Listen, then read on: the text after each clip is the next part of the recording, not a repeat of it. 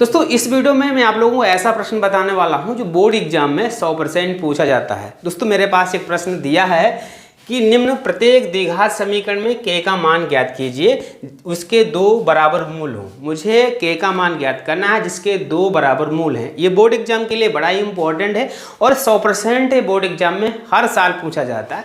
तो इसको आसान तरीके से कैसे सीखें और सीखने के बाद आपको इससे नंबर कैसे प्राप्त करें, वो सब जानकारी इस वीडियो में मैं आप सभी को बताने वाला हूं।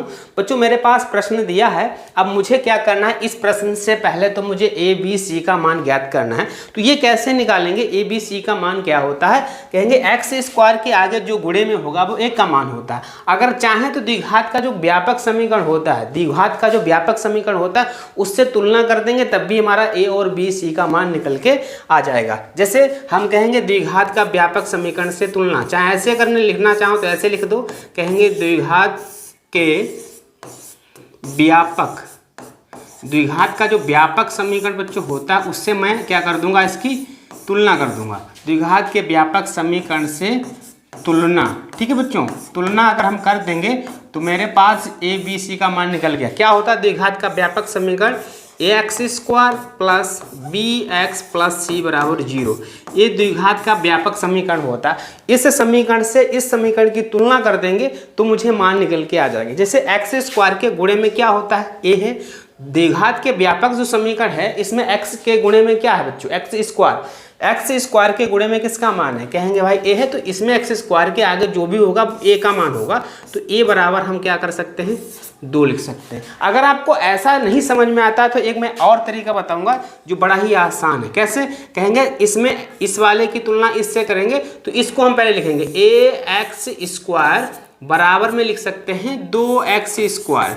अब स्क्वायर से स्क्वायर कट जाएगा तो बच्चों क्या बचेगा, a बराबर 2। चाहे इस तरीके से तुलना कर दो, चाहे एक्स स्क्वायर के गुणे में जो भी होता है वो a का मान होता है, इस तरीके से भी हम निकाल सकते हैं, ठीक है। अब इसकी तुलना करेंगे तो इसके बराबर कर देंगे, लिखेंगे bx बराबर क्या लिख देंगे, kx, ठीक है।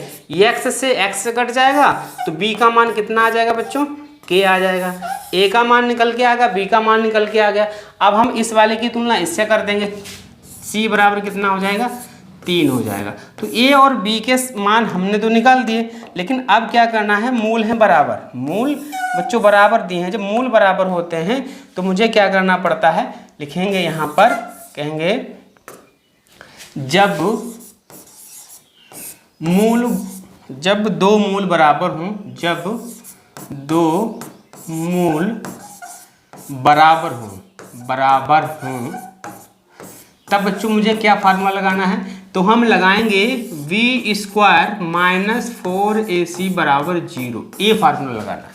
अगर जब दो मूल बराबर होते हैं तो मुझे सूत्र कौन सा लगाना बच्चों, कहेंगे v स्क्वायर माइनस 4ac बराबर 0। ये मुझे फार्मूला लगा देना। अब इस फार्मूले में मुझे मान पुट कर देना जो मैंने अभी निकाले हुए हैं, a और b c के जितने भी मान मैंने पुट किए हैं वो मैं निकाले हैं वो इसमें पुट कर देना, भर देना है। जैसे v का मान कितना बच्चों, कहेंगे v का मान क्या दिया है तो b के जगह पर k लिखेंगे और यहाँ स्क्वायर है तो हम स्क्वायर लगा देंगे, माइनस से तो माइनस लगाएंगे। अब मेरे पास यहाँ 4 है तो 4, ये 4ac इन तीनों के बीच में गुणा लगा है तो 4 तो लिखेंगे और a का मान जो है वो मुझे यहाँ रख देना है। a का मान कितना है 2 और c का मान बच्चों है 3 बराबर में 0, ठीक है। अब k हमारा एक ABCD का अक्षर है और जिससे चाहे कितनी बार भी गुणा करो तो k स्क्वायर हो जाएगा, ठीक है। अगर चाहें तो आप ट्राई करके, k स्क्वायर का मतलब होता है k गुणे k, और मैंने कहा ABCD की जब गुणा करते हैं तो अगर अक्षर एक जैसा हो तो उस अक्षर को मुझे एक बार लिख लेना है और पावर जोड़ देना है बच्चों। इसकी पावर कुछ नहीं तो 1 है, इसकी पावर कुछ नहीं तब कितना है, 1 है, तो 1 कितना हो जाएगा 2। तो भैया के स्क्वायर का अगर हम स्क्वायर करेंगे तब भी हमारा के स्क्वायर ही आएगा, तो हम के स्क्वायर के जगह पर के स्क्वायर ही लिख देंगे, ठीक है। अब इनकी गुणा कर देंगे, 4 दूना 8, 8 तियाँ 24 हो जाएगा, बराबर में हमारा 0। अब क्या करेंगे, के स्क्वायर 24 को जब पक्षांतर कर देंगे, उधर हमारा 0 दिया है, उधर कुछ नहीं है तो बच्चों कितना है, 0 दिया है। अब जैसे उसे हम पक्षांतर कर देंगे तो 0 तो हट जाएगा, यहाँ आएगा 24, इधर था माइनस उधर जाएगा, काय का हो जाएगा बच्चों, प्लस का हो जाएगा, ठीक है। ये हमारा काय का मान आ गया, प्लस का। अब इधर से बच्चों जब जैसे ही स्क्वायर हटता है तो इधर लग जाता है अंडर रूट। अंडर रूट कैसे हटाया जाता है, अब हम इसके फैक्टर कर लेते हैं। क्या कर लेंगे बच्चों, गुणनखंड कर लेंगे। 24 को तोड़ लीजिए, 2 से काटेंगे 2 1 कम 2, 2 दूना 4, 2 से काटेंगे 2 छंग 12, फिर 2 से 2 3 6 और 3 1 कम 3। इसका नियम क्या होता है, 24 जहाँ मेरे पास दिया है इसके जगह पर बच्चों क्या लिख सकते हो बताइए, कहेंगे 2 गुणे 2 गुणे 2 गुणे 3। अब इस रूट के अंदर जोड़े बनाओ, पहले तो जोड़े बनाने पड़ेंगे। कहेंगे ये 2 के जोड़े 1 बन गया, मतलब जोड़ा बनाना, 2 एक ही शकल के अगर 2 मिलते हैं तो उन्हें एक बार कर लेना।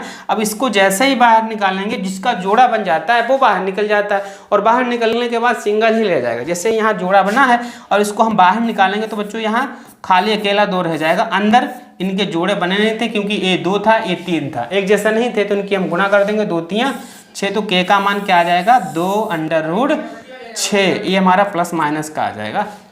ठीक है, तो आपके बिल्कुल समझ में आ गया होगा।